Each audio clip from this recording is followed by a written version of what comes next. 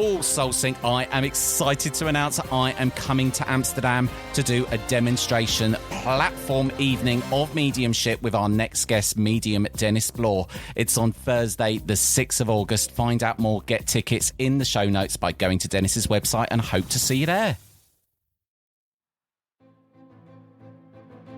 Hello and welcome to the Soul Sync podcast. It's me, psychic medium Jason Paul, and it's lovely to have you here. Now, a lot of people say they want a sign from the universe, and I am no exception. I've asked the universe for many signs in my time, and I think I could have been slapped in the face with a 10-ton lorry by the spirit world at some point, and that wouldn't have been enough.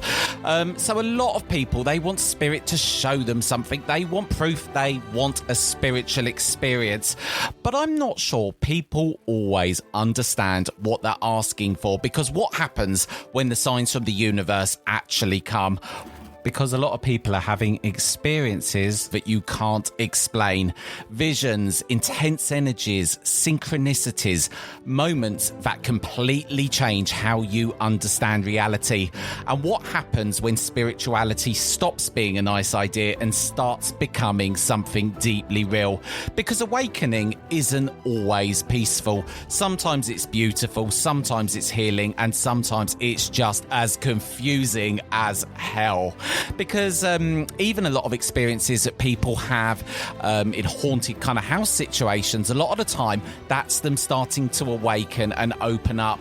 And I think one of the biggest misconceptions about spirituality is that more experiences automatically mean more growth. I'm not sure that's true. You can have profound spiritual experiences and still feel lost. You can chase signs and still feel disconnected, and you can search everywhere for answers and still end up further away from yourself. And that's something today's guest, medium Dennis Blaauw, speaks about with incredible honesty. Dennis has had some truly extraordinary spiritual experiences, from intense visions and mystical encounters to deep explorations of healing, shamanism, energy, consciousness, and alignment. Because what I loved most about this phenomena, it was the deeper question underneath it all. How do we stay grounded while exploring the spiritual? How do we remain open without losing ourselves?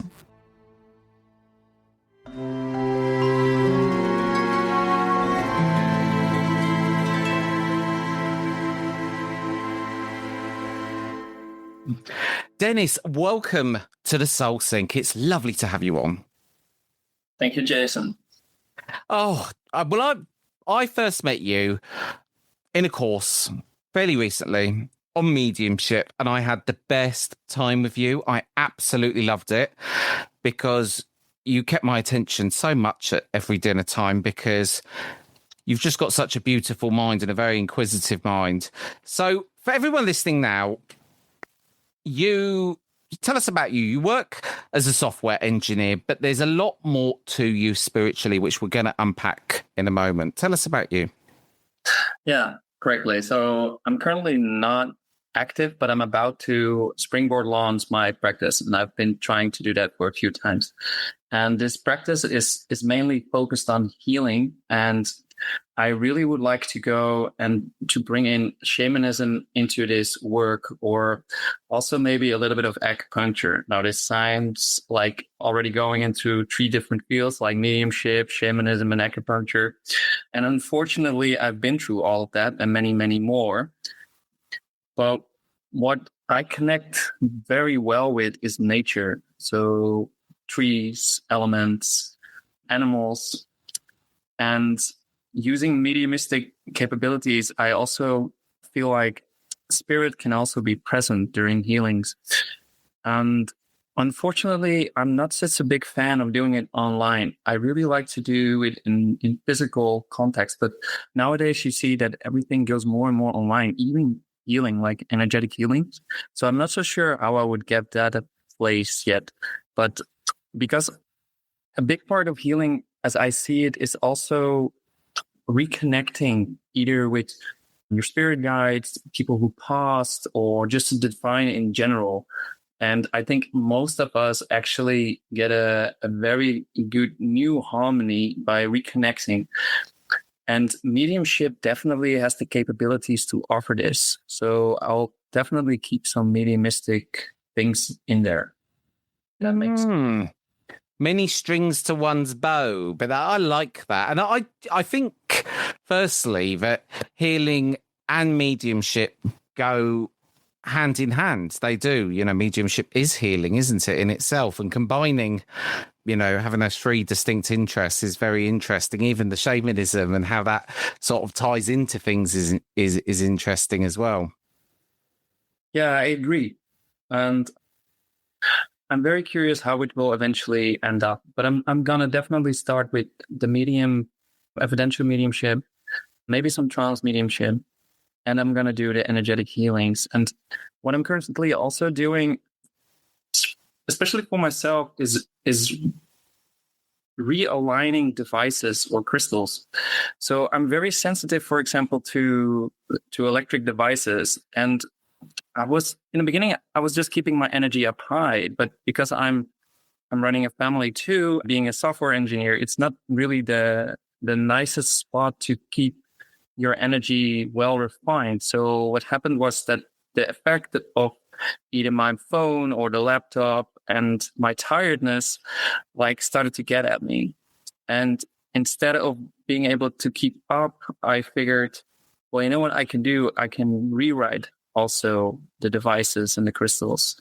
And I gave it a go, and so far it seems to work. So I also would like to offer that either as a sort of course or something that people can learn, because it's really not that difficult. It's quite easy to learn, or maybe some extra service that I offer. When you're talking about rewiring a crystal or a device, what do you mean by that? Yeah, rewiring is probably not the right word to use, but so realigning it's more like, so different kinds of materials are very influential. So I think most of them, the silicon chips, for example, they have also some sort of a crystal within it. And a silicium, it's like basically sand. And that's really easy to program also energetically. And by doing that, just very simply connecting to the earth, connecting to the cosmos, bringing those together, and then bringing it within that either device or crystal, you can start to harmonize it again. It's basically giving and healing, but only instead of using a person or giving the healing on a person, you're now giving it on a device or a crystal. And weirdly enough, it works very well. Why do you believe that is? Why do I believe that is? So now we see science shift, right? So we came from a material perspective, but we tend to go more towards the perspective that consciousness is the base of everything. And what you see with spirituality is that you kind of always start to approach it from this layer already, from this perspective, where consciousness is the base layer of everything. So with that in mind, we are already connected with everything around us. And some things that have a different rhythm, a different vibration than what we have. And if they misalign very big, like there's a very poor balance between those two, then the effect is that you get some sort of disease between those two different kinds of fields. But if you start to bring those fields closer together in sort of harmonization, then eventually this disease will lift itself. So by using energetic work, you can do it persons, but you can do it on objects too. It's basically consciousness. So you're reprogramming the consciousness in a way. And I'm not such a big fan of reprogramming, but it brings the message across. But the reason why I'm not such a big fan of reprogramming, it kind of puts the ball in the court of the person who is doing the work. But it's more like giving the availability of the other part to also realign. So you're connecting yourself with the earth, and you're connecting yourself with consciousness, and thereby you're creating a harmonization you're creating a harmonization within your own field, and that you give towards the other, either a person or a device, and you try to bring it in such a way that it can start to accept it and start to realign itself through what you offer. And then eventually it starts to realign with the cosmos. And the moment that happens, then it's already easier for you to be with the device, for example. Well, it's interesting that you've discovered this by kind of the disalignment between your day job, which is surrounded by computers and devices, and, you know, obviously the demands of being a parent and being contactable all, you know, present their own challenges. And it's interesting that you've been experimenting as such to kind of mitigate against that. One thing that really jumped out to me when I was reading through a lot of the show notes here is how many kind of very interesting and kind of crazy spiritual experiences you've had over a period of time. Now, obviously, we are the same age, because I'm a right nosy bugger sitting there at the dinner table. The first thing I'm trying to work, actually, it wasn't me that was playing that game of guess the age. I think that started from someone else, and I started then dabbling myself. Were you a bit offended as well? Well, I feel I can't remember why I was offended. I never even normally play that game. I normally check out immediately and say I'm not going to play it. But I'm very accurate, actually. I've got pinpoint precision at guessing people's ages. I don't know where it comes. 34, right? Wow. Yeah, something like that. Thank you, Dennis.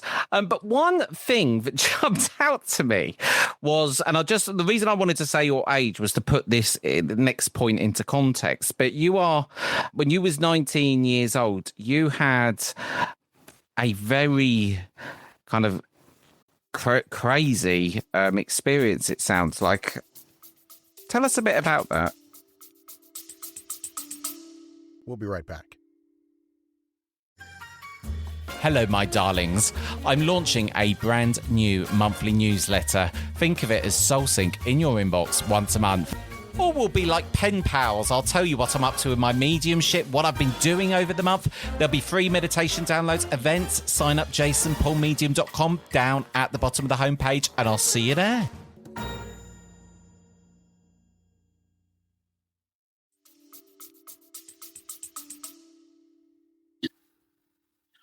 Oof.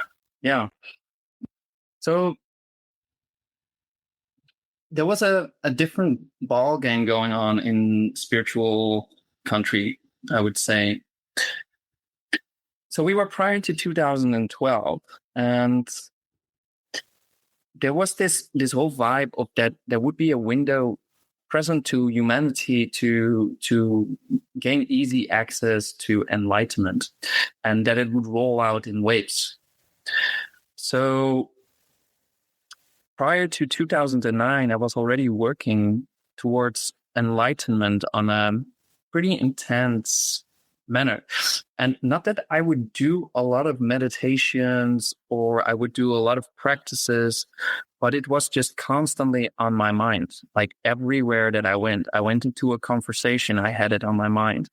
I went into school, which I didn't go too often because also I was trying to avoid school because I was addicted to gaming, but I was constantly being busy with enlightenment. And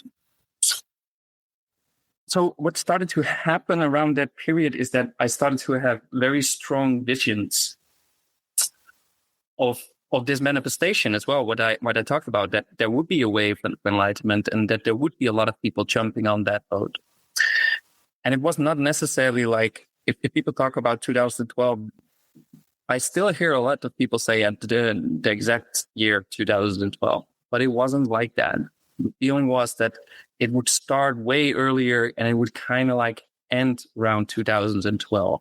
And then after that, there would be slowly picking up of more chaos in the world and more chaos in the world.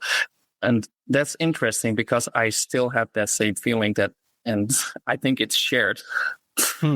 But anyway, so let's continue to around 2009. Because I was so busy with that, I had a lot of visions, and I had also a lot of visions of what happened in the past. And I had a lot of visions of spiritual teachings being given by teachers and being connected.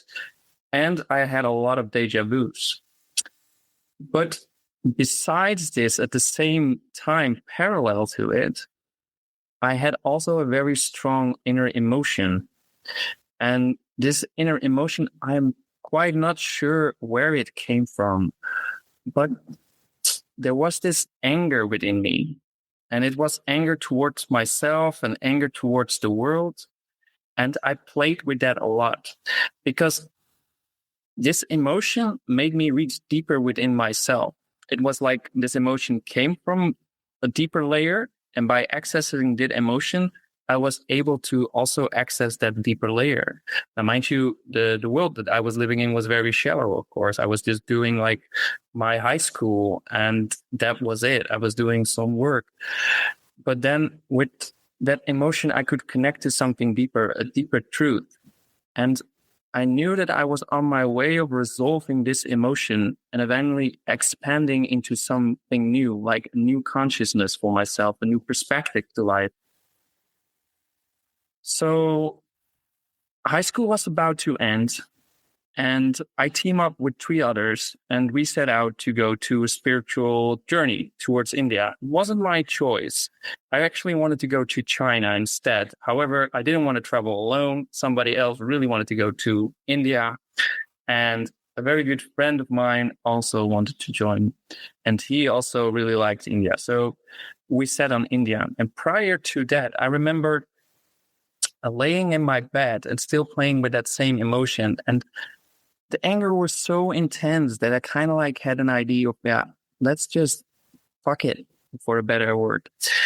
And what I did, I pushed all my energy with willpower and intention through my third eye. And I pushed. And that was my whole meditation. The moment I realized I was floating away, I pushed it back.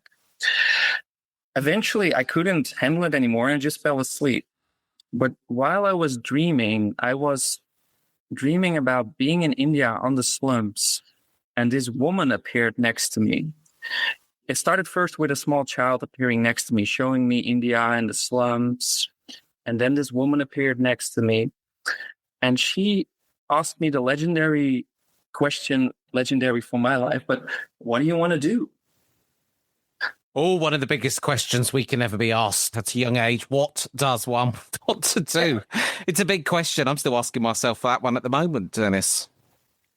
I couldn't answer it in the dream. I understand why many people can't answer it. And I also couldn't answer it in the dream. And because I couldn't answer it, this same emotion came up, but it overwhelmed me. And instead of being anger, it turned into sadness. And as this feeling was coming up, the dream started to change. And this person turned out to be some sort of goddess, because she was starting to show me different kinds of visions of how people were connected to Buddhas, to gods, and how the gods were again connected to people, and how this was a sort of circular environment. And she started to speak to me in very clear words. And she asked me, how do you like the divine? At that moment, it really made me sick. I was getting nauseous. And I said, it makes me nauseous. And I broke free. And as I broke myself free, I heard like angelic voices singing, and I came down. I woke up. And that was like, I think a few months prior to going to India. Fine, we go to India, and the deja vus were still happening. And they started to be more intense and more frequent. And as we land, I got the feeling like, I've been here, I've done this, I've been here, I've been through this spiritual journey as a yogi or something in that corner. And we traveled towards this first meeting place where we would meet up with somebody that one of my friends knew, and he was a Swami. And they were all talking and they were all sitting, and I was kind of like being ignored in that circle as they were catching up. And all of a sudden, this Swami turns to me and asks me the same question, like, what are you going to do? But just a little bit different. What are you going to do in India? It's a long time being 6 months here. What are you going to do? But it primed me. And that same emotion directly arose. And as it did, I cried a few tears. It didn't completely came out. And the world had changed. I walked outside. It was the same world, but different, if that makes sense. I saw things differently. I felt things differently. And it was as if a fog had disappeared. It sounds like a moment that sort of changed your life. You kind of felt that, and it sounds like it kind of shifted and brought a lot of things into perspective. You know, like you said, you went from, well, my relationship at school wasn't a great one. I wasn't really turning up much towards the end, to be quite honest with you. I was ready to leave. My school, they didn't even tell you when it was the last day, because it was so badly run that the teachers would end up getting it from the pupils. It was a very bad school, very awful. But, you know, this just sounds like a moment that kind of changed everything for you. And, you know, I was reading in as well, you feels to me that you've kind of been taken into this world by virtue of, you know, all these different experiences happening to you as a result of your sensitivity. Because my journey was much more one of, you know, trying to go and find these things. Yeah, because when I was reading here, I've met blue beings. I was thinking, what on earth is one of those? I was thinking, why am I not meeting any blue beings or such as that? Yeah, so the story actually didn't end there as I stopped. Please and do tell me. Actually, like, if I can finish it, it makes sense why I went to Please all do, those yes, different please things. do. So that change, that shift in perspective didn't last so long. So it faded away. And I tried to get back to it because I thought that's where I need to be. But I didn't succeed within those 6 months. And as I got back home, I had this constant push of energy going through my system. And this push of energy always came with very strong visions and very strong feelings. And it would just bubble up through my energetic system towards my head. And instead of embracing it, I started resisting it. And I really don't know why. Until today, I don't know why. And that's something weird because I loved it. I loved the feeling. But I kind of had an idea that it is like, if I accept this, then I really go through that door gets shut behind me and there's no way back. And although it was maybe everything that I thought I wanted, I said no. And from that moment on, I started fighting it. And that created a lot of confusion within myself, confusion externally, socially. It was very, very awkward. Many people didn't know what was going on. I didn't know what was going on. I was getting advice. I was following that advice. At the same time, I was thinking, this is not right. This is not correct.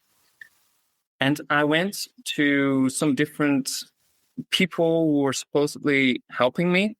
I'm saying supposedly not because I feel like they didn't, but to today, I just don't know whether it was the right move or whether they were correctly what they saw.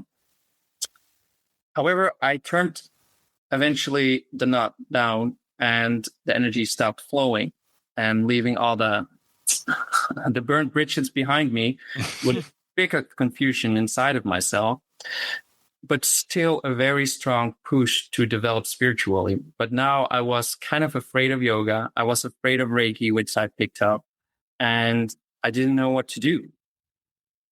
Well, what do you feel it was that was making you so afraid of it? Because it feels to me that you had this experience that was so life-changing and felt so much love and clarity from it, to then having sort of almost chased it in a way, to then have gone complete full circle back to, you know, a place of fear from it. You know, as you were saying that, it was making me almost feel what those early days of sort of sitting, and I would be very jumpy, but it was almost because it was, you know, making me really closely have to look at myself, probably in so many regards. But, you know, what do you feel that was? Yeah, good question. I wish I really knew. And even till today, I sometimes have the idea of like, gosh, I wish it would present itself again and that we could have a normal talk and then maybe go through it or not. But it's not happening anymore, though. No.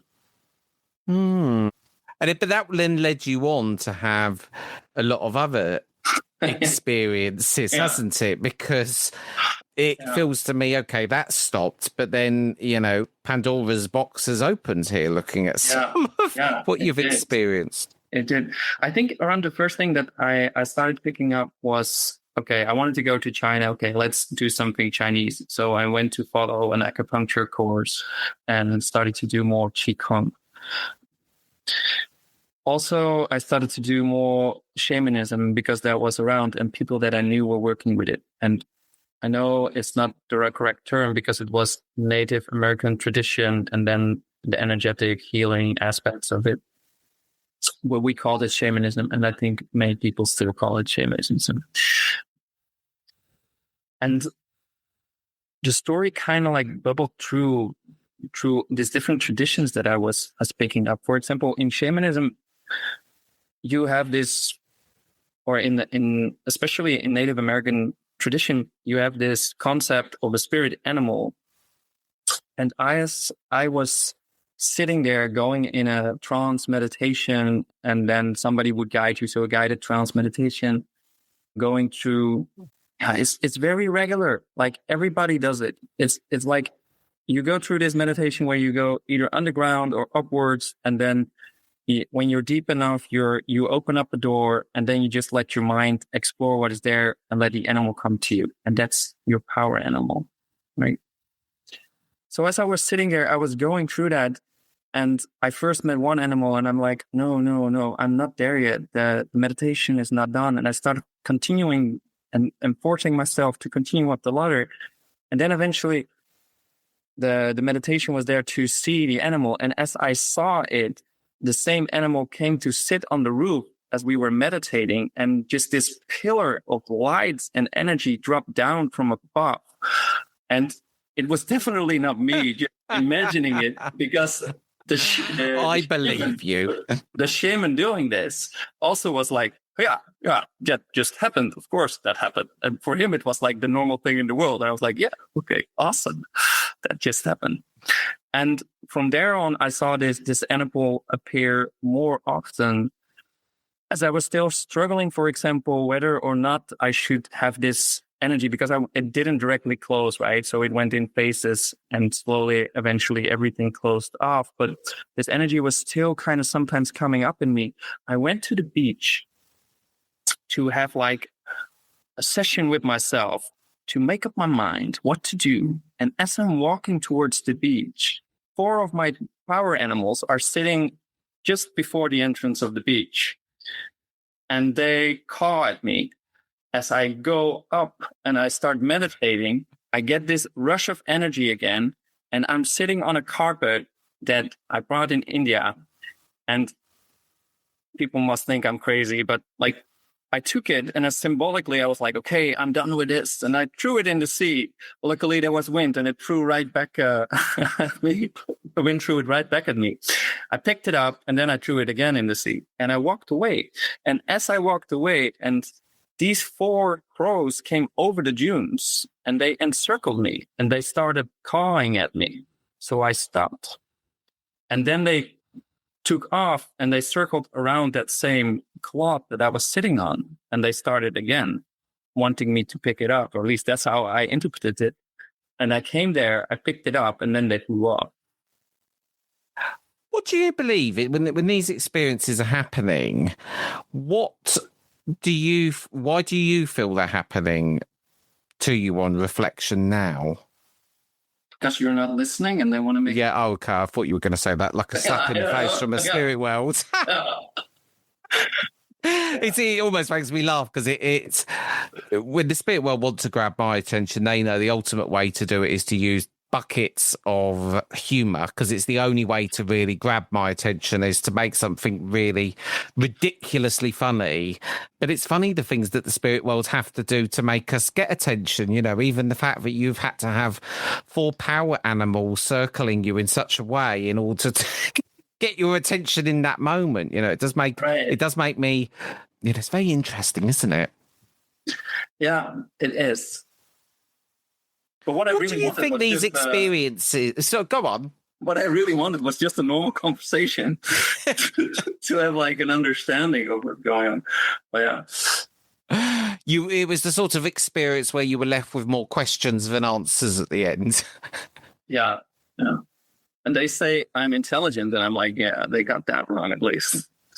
I just think it's fascinating that all these things have, happened to you. And when you've been telling me about some of them in recent times, the ego obviously chips in thinking, why am I not having these experiences? But some of them sound, quite scary at the time and very life-changing. And, to be having these when you're sort of trying to figure things out, trying to live a normal life, trying to juggle the challenges of life anyway, and then be having these kind of experiences is interesting. But we hear a lot about them on the Soul Sync. A lot of people find that they're having these experiences in order to grab their attention in one way or another. Yeah, I really didn't have the idea that necessarily most of these experiences were really changing me. Because what you see is like you kind of get a high, like a spiritual high, and then eventually you drop down into being your normal self. And yes, you gain a new understanding, and then yes, you can start working with it. And I think that's probably the best thing you can do, because with this new understanding, you can approach the world differently and start giving attentions to other details, or maybe you can let things go because you found new meaning, new understanding, or some healing in these experiences. But it had been a lot though. And I think at some times it's also that, I don't know how to say it, but oftentimes we hear people say like, I wish the universe gave me a sign, and they gave me a sign.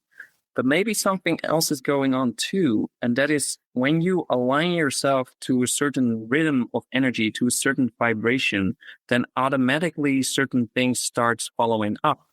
And I especially saw this happening because I delved into many traditions and things. For example, and I think this is super interesting because it sets everything apart, especially for the community that we live in, because most of us are doing stuff like shamanism, yoga, qigong, mediumship. But at one point, and don't ask me why, please, but I can't make any promises, I'm afraid, carry on. I picked up the Quran, and I thought like, okay, every sign has been, I should pick up the Quran and become Muslim. And I was really devoted to it, which caused a major social disbalance in my environment. And what started happening is that at some point, my mind was wired in such a way that I couldn't normally access the train without looking around me and thinking, you guys are going to hell. You guys are going to hell because you're not following the Islam. You guys are going to hell. And there was this inner conflict going on within my perception of daily life, because I knew where I came from, but my mind was already shifting towards this new perspective. At the same time, I had, from my mediumistic capabilities, I had felt energetic spirits coming closer to me, which I was unfamiliar with, but I immediately recognized them to be part of the energy of the Islam and fitting that. And eventually, I also started to hear whispers. And I don't know if you heard anything about it. I'm also not so sure if many people know about that. But for some reason, in the mono religion, they talk about whispers. And it's not the same as sitting for mediumship and then doing evidential and then hearing clear audience, like what is going through. But it's kind of like a negative entity or something whispering something in your ear. And it's very intense and disturbing, actually. And I bet it is.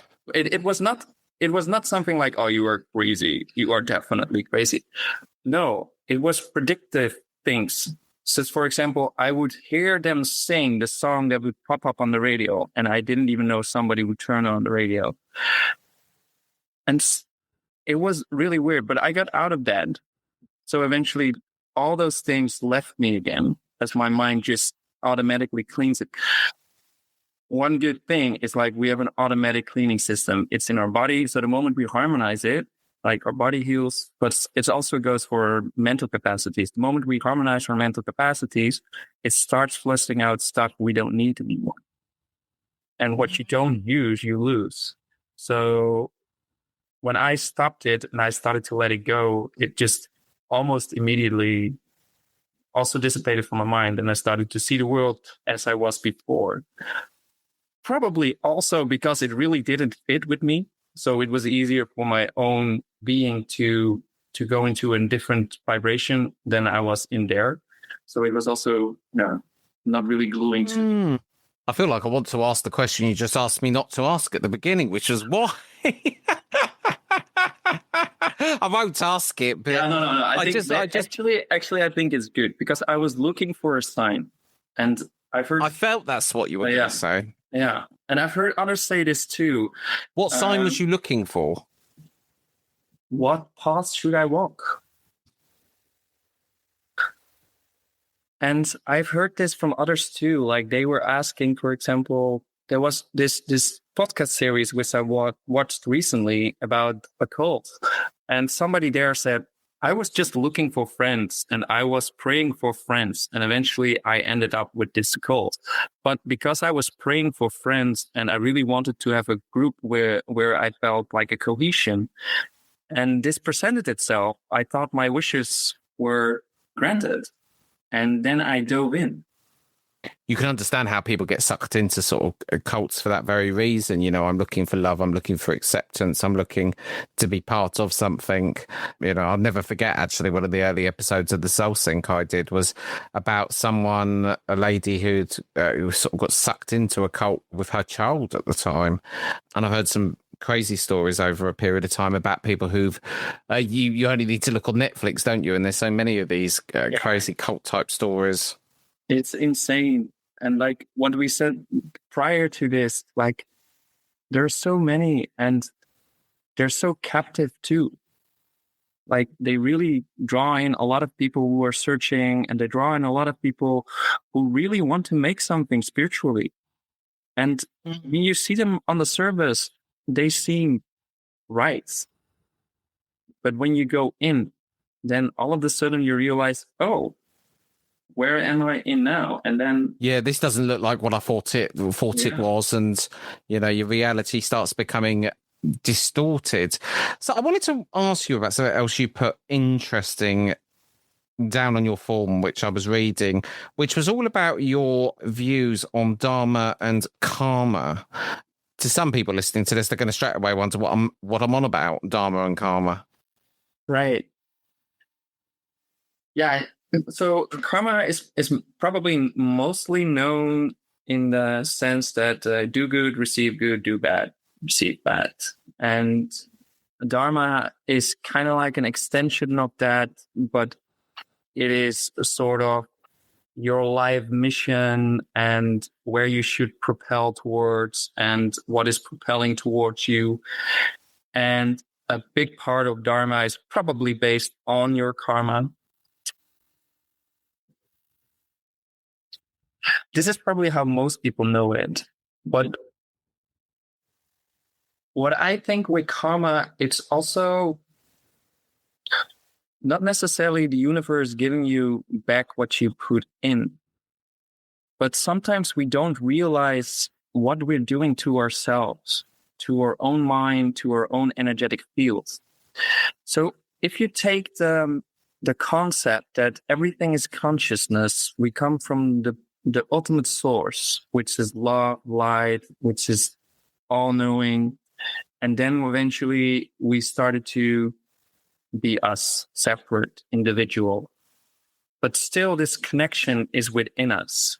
So the more we heal, the more we eventually return back to that reality of all loving and all encompassing, etc.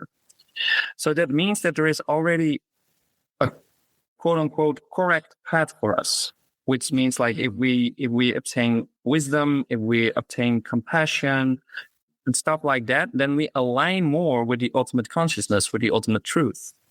So this path is kind of like already set out for us.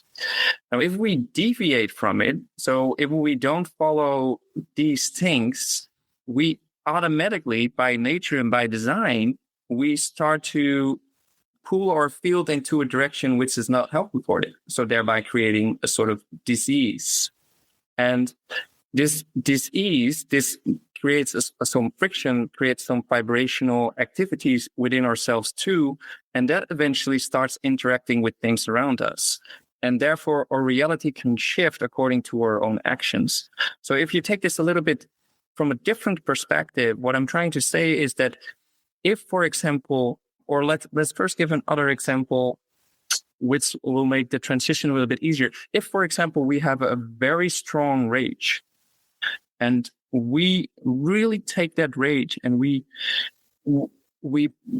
make fists, we scream, we leave an impression on our body. So even though our mind stops being angry, our body still has that impression, and it still needs to let that go. So that is an action, right? So we embrace that rage, and with that, we just kind of like jump our energy into a certain vibration. And when we stop it with our mind or with our heart, it doesn't mean that the field that we are living in directly embraces our nature that we are. No, it needs to kind of like settle back. And meanwhile, our field is still interacting with other fields that are around us. Does that make sense so far? It does make sense. Yes, it does make sense. So, yeah. Yes. Yeah. So, I'm with you. I don't know if anyone else is. I'm sure they are. But the nature of the soul thing, we go down many rabbit holes. But please, Dennis, continue. And this concept you can basically apply to everything that you do. So may it be like, I'm going to talk to Jason, I'm going to be very friendly, and then your field is going to change in a certain way. And then you move to another field. And the way you have structured your field due to that contact is going to be the base from where you start out to interact with the other field that you're connected to or your other experiences. So anything that you do leaves an impression upon your own field, which then forms the basis for new interactions that you have. And therefore, you can have impressions that make your life easier, or you can have impressions that make your life worse. And especially when you're choosing like poorly, you're choosing very selfish, it kind of leaves a very big imprint on your heart, because in reality, you are pure, you're loving, and that's where you need to go. But now you're choosing to disregard this nature that you are. And that is basically action what you're doing. And that is the imprint that you're leaving on your field. And now when it starts interacting with other fields, it per definition gives you an impression like, yeah, the world is shit and the world is doing this to you.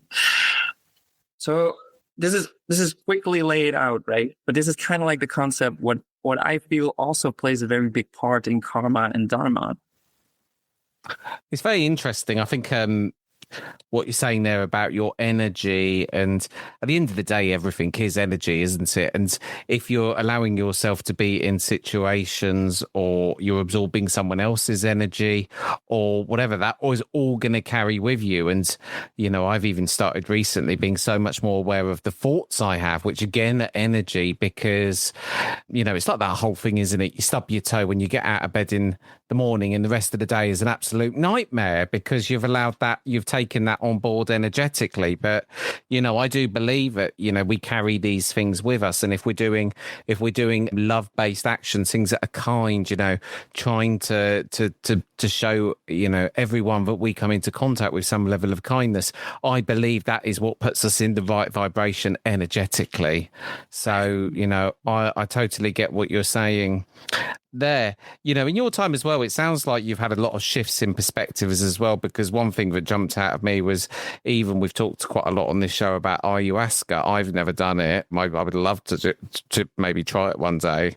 But it sounds like you've at times sort of had experiences when you haven't wanted them. Other times you've gone and sort of sought them out, but other times you've tried to close the door shut. It sounds like it's, you know, it's been a long, you know, journey for you. And I think like a lot of us, it's, you know, we sort of come into it with curiosity and then find ourselves getting drawn back in again and again to whatever it might be. Yeah, I don't necessarily recommend it, though, to go to so many different things. For me, it was really because I lost my foothold to spirituality, and I was trying to find a new one. maybe for many people, that's the reason that they jump around. But so everything in life or physical worlds showcases with a border, right? And traditions are actually also sort of borders. So if we are in a spiritual tradition, it actually means it protects life in a sense. And we tend to quickly jump to some sort of thought of Vedanta saying everything is one and everything is fine and everything in law is law. No, it really isn't like that all the way through. We are here. We are having borders and we are having them for a reason. Even if our childs are growing up, we give them borders because they cannot handle everything. And if you think about it, we have a veil around us, and that starts happening when we are very young, right? Most of us drop in the veil at the age of 1 or 2 or something like that. Something like that. Maybe even earlier. And some have a very thick veil and others have a very thin veil. That's also a boundary. So it also, like, even though we want to pop it, but what if it's also some sort of protection for us? But anyway, but the traditions, you see that they provide a certain structure and a certain boundary. And because of that, you're able to actually accelerate your growth if you understand how to use it.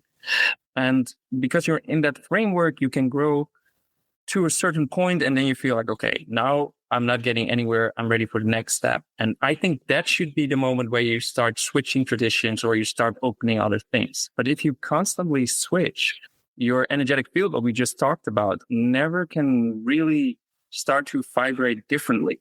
If that makes sense. Well, yes, I'm terrible for that. I'm always going from one thing to the next thing to another thing. And it's like, you need to stick to one thing to really make progress. But, I think we all have our different paths, don't we? And some of us like to take the more scenic route to get to an end destination. And some of us like to take the bullet train. Yeah, I agree. And eventually we have time enough, right? I mean, what's time, right? Well, exactly. And what is time? Time doesn't even bloody exist. I'm becoming more to realise as I go down this journey. Because you're starting to dedicate ever more of your life and existence to sort of helping other people. Because I know you've recently opened up hours in your week to be pursuing that of healing others, which I love, Dennis. I love. I think you'll be really good at it.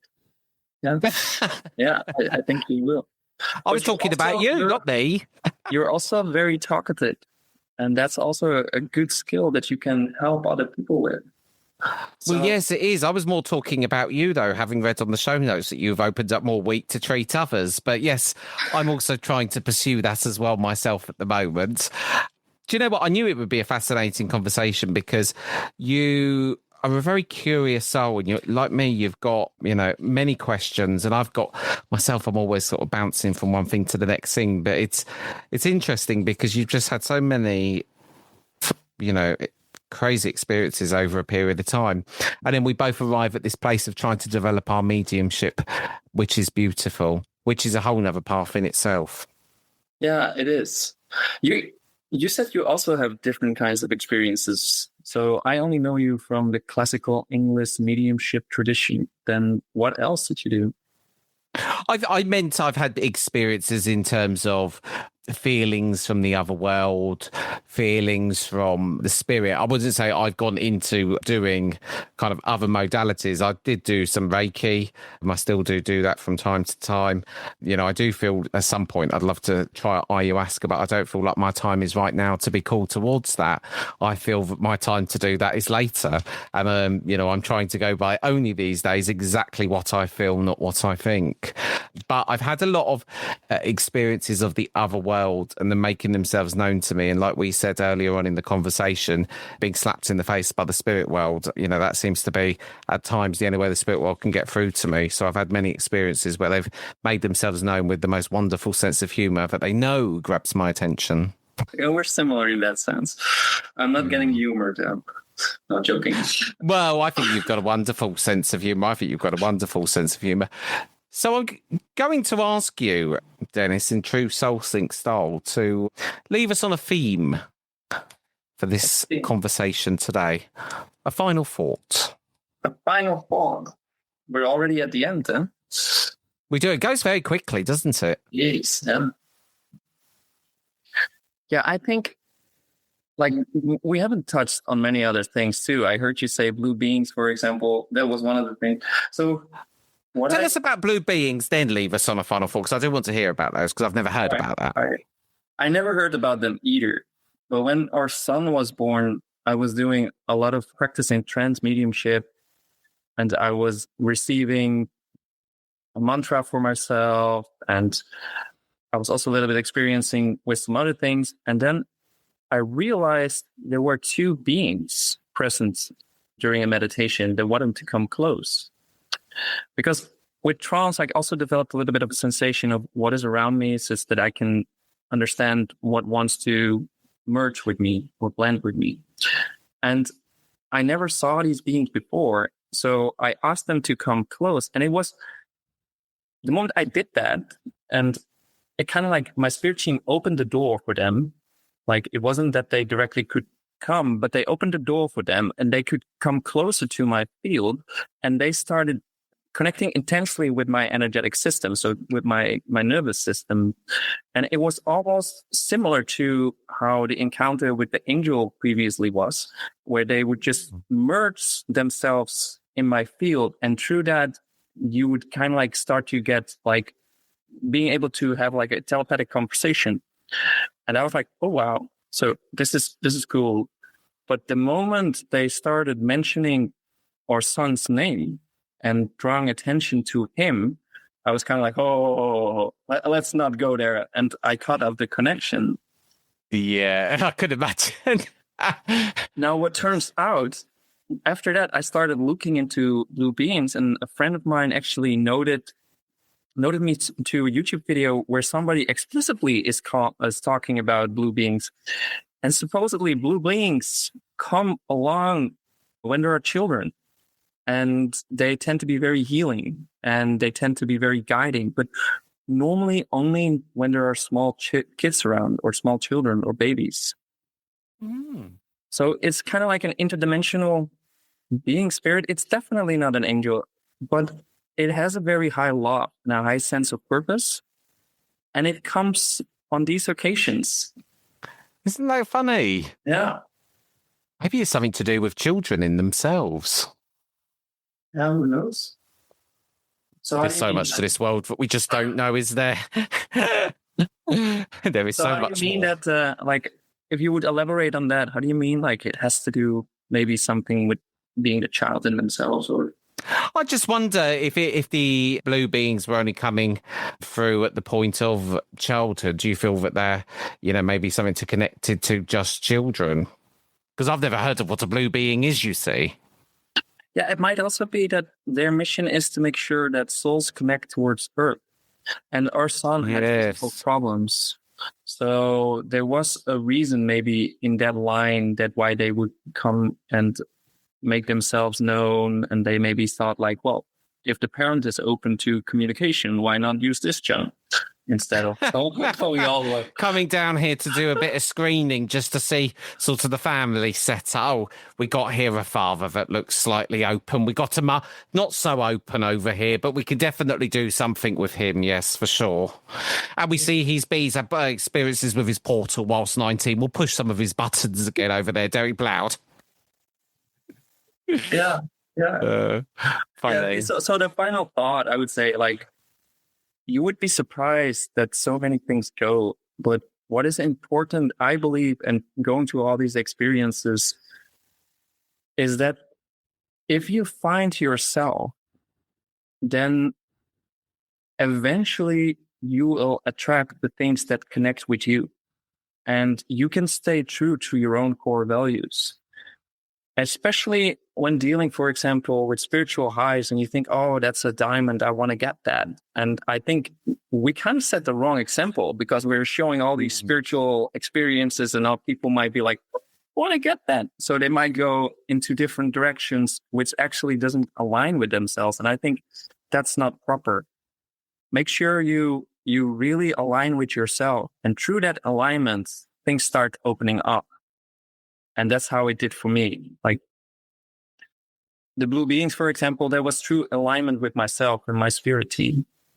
And it was not because I was looking for it, but because I was kind of ready for it to receive.